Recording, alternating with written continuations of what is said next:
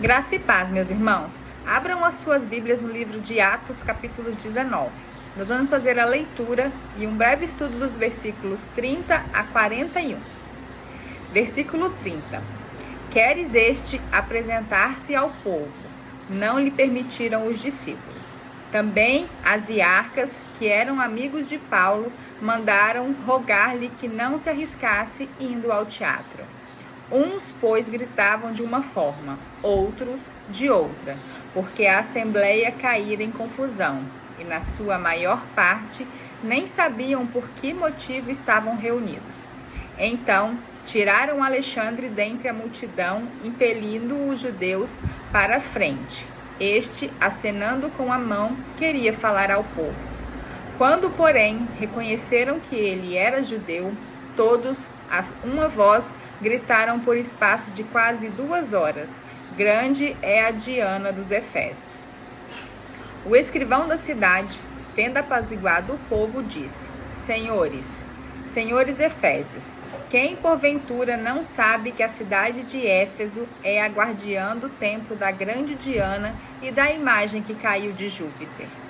Ora, não podendo isto ser contraditado, convém que vos mantenhais calmos e nada façais precipitadamente, porque estes homens que aqui trouxestes não são sacrílegos, nem blasfemam contra a nossa deusa. Portanto, se Demétrio e os artífices que o acompanham têm alguma queixa contra alguém, há audiências e procônsules que se acusem uns aos outros. Mas, se alguma outra coisa pleiteais, será decidida em assembleia regular, porque também corremos perigo de que, por hoje, sejamos acusados de sedição, não havendo motivo algum que possamos alegar para justificar esse ajuntamento. E, havendo dito isto, dissolveu a assembleia. Graça e paz, meus irmãos.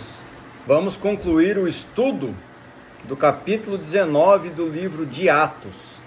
Esse estudo vai ficar um pouquinho mais comprido para que a gente conclua esse capítulo e que a gente possa ter um entendimento da mensagem desse estudo. Então, para fazer apenas uma breve introdução, para dar continuidade, nós estávamos estudando sobre que Demétrio, que era um ourives, ele tinha causado grande tumulto em Éfeso, e os companheiros de Paulo são levados ao teatro. Isso foi o encerramento do capítulo anterior. Caso você não se lembra, não tenha visto, pode voltar ali no feed e procurar o estudo anterior, que está tudo lá bem explicadinho. Aqui vamos ver do versículo 30 em diante. Versículo 30. Querendo este apresentar-se ao povo, este aqui nós estamos referindo é Paulo, não lhe permitiram os discípulos. Também as iarcas, que são cidadãos da Ásia, lembrando que Éfeso é na Ásia, que eram amigos de Paulo, mandaram rogar-lhe que não se arriscasse indo ao teatro. Ali, meus irmãos, Paulo queria ajudar seus discípulos, Gaio e Aristarco, que haviam sido levados ao teatro. O teatro a que se refere aqui, ele é como se fosse o tribunal de hoje em dia.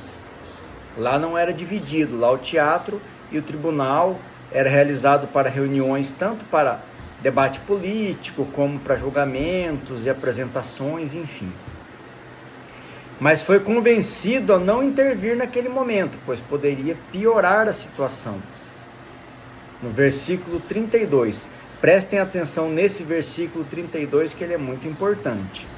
Uns, pois, gritavam de uma forma, outros de outra forma, porque a assembleia caíra em confusão, e na sua maior parte nem sabiam por que motivo estavam reunidos. Observem, meus irmãos, que a situação estava fora de controle. Os efésios nem sequer sabiam pelo que estavam lutando e se revoltando. E isso é muito perigoso. Continuando aqui no versículo 33, então tiraram Alexandre dentre a multidão, impelindo os judeus para a frente. Ou seja, os judeus empurraram para a frente Alexandre. Este, acenando com a mão, queria falar ao povo. Versículo 34. Quando, porém, reconheceram que ele era judeu, todos a uma voz gritaram por espaço de quase 2 horas: grande é a Diana dos Efésios.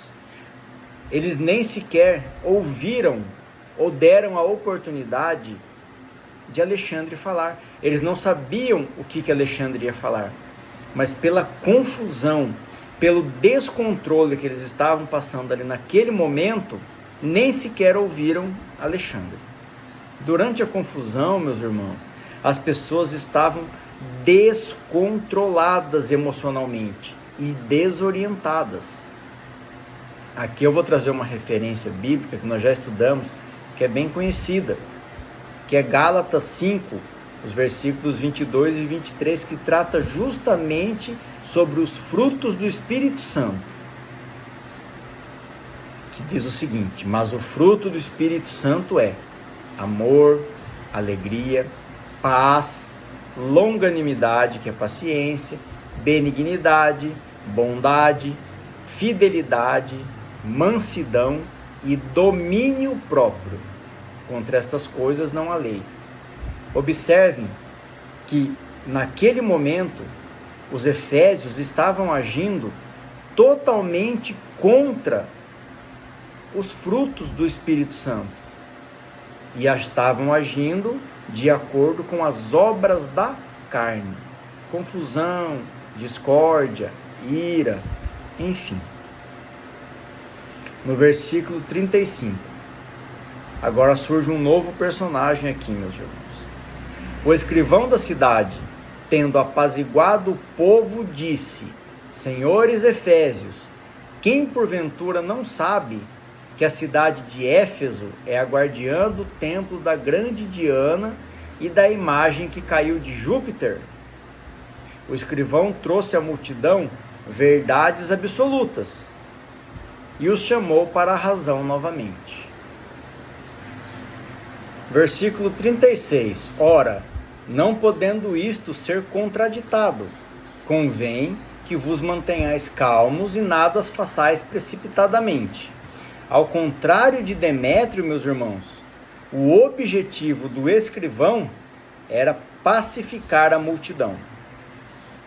No versículo 37. Porque estes homens que aqui trouxestes não são sacrílegos, que é quem profana, desrespeita ou trata com irreverência o que é sagrado. No caso, para os efésios, era o templo da deusa Diana. E nem blasfemam contra a nossa deusa. Continuando aqui, portanto, se Demétrio e os artífices que o acompanham têm alguma queixa contra alguém, há audiências e procônsules que se acusem uns aos outros. Então, além do escrivão pacificar a população, ele acabou colocando Demétrio e os demais arruaceiros no seu devido lugar, usando contra eles a lei dos homens nesse caso.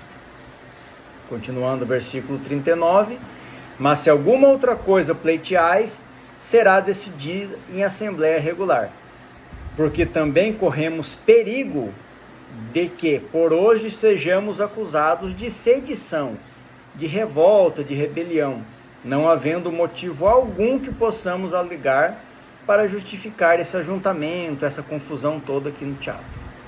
E havendo dito isto, dissolveu a assembleia. Meus irmãos, aqui nesse estudo, nós temos um exemplo muito claro do poder da palavra. Lembra que eu disse durante o estudo desse capítulo 19? Não foi especificamente nesse estudo, mas foi no estudo anterior. Eu disse bem assim: a palavra é a arma mais poderosa do mundo, pois acabamos de estudar e ver na prática como uma narrativa é capaz de causar destruição e confusão. Observem a palavra narrativa. Ela está muito em evidência nos dias de hoje também. Nós estamos vivendo em um mundo polarizado. É direita contra a esquerda, o bem contra o mal, eles contra nós. O meu objetivo aqui não é tratar sobre política. Estou trazendo aqui apenas um contexto para que haja um melhor entendimento do estudo bíblico. Nós não estamos falando especificamente de política, mas nós, como cristãos, fazemos parte da política, pois fazemos parte da sociedade. Não temos como nos afastar totalmente da vida pública. Nós precisamos manter os nossos princípios, os princípios aos quais nós acreditamos, que são os princípios cristãos. Os princípios que moldam a nossa sociedade são os princípios bíblicos. E nós devemos nos manter firmes e fortes nesses princípios. Eu vou trazer mais uma referência aqui que trata sobre a palavra, que está lá no Evangelho de Mateus, capítulo 12, versículos 33 a 37. Trazendo aqui direto da fonte, meus irmãos, é o próprio Jesus Cristo falando. Ou fazei a árvore boa e o seu fruto bom, ou a árvore má e o seu fruto mau. Porque pelo fruto se conhece a árvore. Raça de víboras, como podeis falar coisas boas sendo maus? Porque a boca fala do que está cheio o coração. O homem bom tira do tesouro bom coisas boas, mas o homem mau do tesouro mau tira coisas más. Digo-vos que de toda palavra frívola que proferirem os homens, dela darão conta no dia do juízo. Porque pelas tuas palavras serás julgado, e pelas tuas palavras serás condenado. Que tudo seja feito para a honra e glória do nosso Senhor Jesus Cristo. Amém.